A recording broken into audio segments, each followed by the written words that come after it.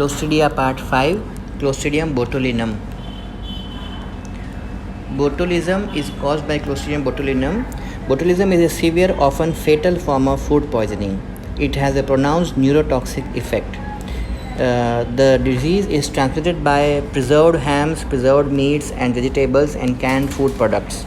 It is a pure intoxication in which contact with the organism is not required, but the disease is purely caused by the toxin produced by the organism. Morphology of Clostridium botulinum is it is a strictly anaerobe, non-capsulated, motile with peritrichous flagella. Spores are oval, subterminal and bulging. Culture characteristics में Clostridium botulinum 35 degree Celsius is optimum temperature. It can grow on ordinary media, on horse blood agar, egg yolk agar. Classification: 8 serologically distinct types of Clostridium botulinum are known: A, B, C1, C2, D, E, F, and G. Toxins by all are antigenically distinct, and among these 8 varieties, the most common varieties are A, B, and E. Botulinum toxin is the most powerful exotoxin, one of the most powerful exotoxins known. It is responsible for pathogenicity of botulism.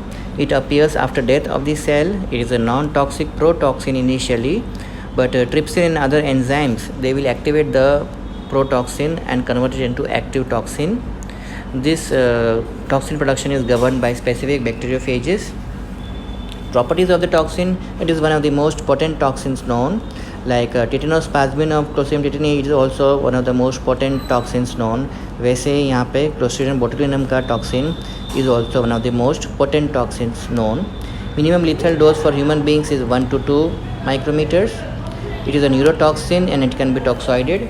It affects the peripheral nervous system. It acts on the cholinergic nerve endings, blocks the release of acetylcholine. It may lead to descending paralysis, respiratory paralysis, and death.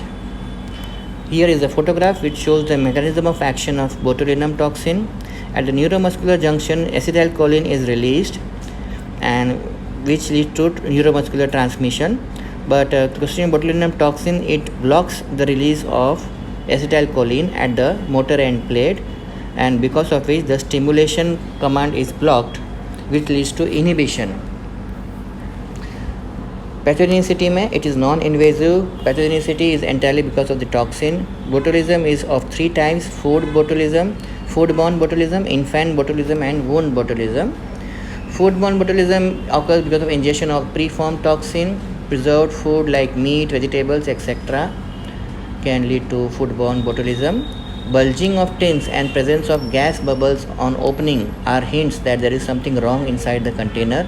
So such containers which contain such foods, when the container they are either bulging or they are tinted, the food should not be consumed from such containers because likely there is some gas forming organism inside. Probably it could be Clostridium botulinum also. 18 to 36 hours incubation period. Nausea, vomiting, thirst, constipation, double vision, difficulty in swallowing, speaking and breathing, muscular weakness, blurred vision, respiratory failure, and even death can occur. Because acetylcholine release is blocked, so stimulation वाला signal नहीं होगा तो inhibition होगा, इसकी वजह से muscle weakness और ये सारी प्रॉब्लम्स होगी. Second is wound botulism which is very rare. Wound infection with clostridium botulinum. Toxin produced at the site of infection and absorb. Symptoms are same as foodborne botulism except for the GI symptoms. Type A is most commonly implicated in wound botulism. Third variety is infant botulism. It has been observed that when infants are given honey, that honey has been implicated in infant botulism in many of the cases. So the most common cause in infant botulism has been found to be honey. It may lead to acute flaccid paralysis. There can be constipation, listlessness, difficulty in sucking and swallowing, weak or altered cry, muscle weakness, ptosis, and loss of head control. There can be floppy child syndrome. It may resemble SIDS or crib death. Here is the photograph which shows a 14-year-old child with botulism.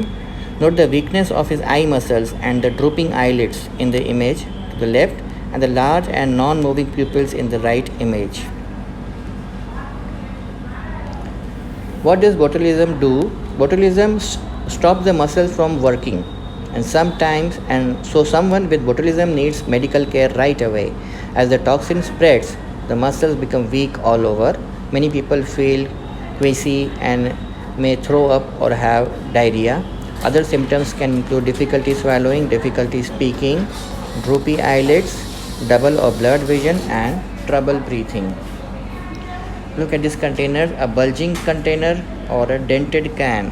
Such containers are not suitable for consumption, so you must not eat food in such kind of containers because likely a gas forming organism is there inside, probably Clostridium botulinum. Signs and symptoms of botulism: facial nerve paralysis, dry mouth and throat, double vision, slurred speech, tachycardia, nausea, vomiting, abdominal distension, problem of urination, muscle weakness.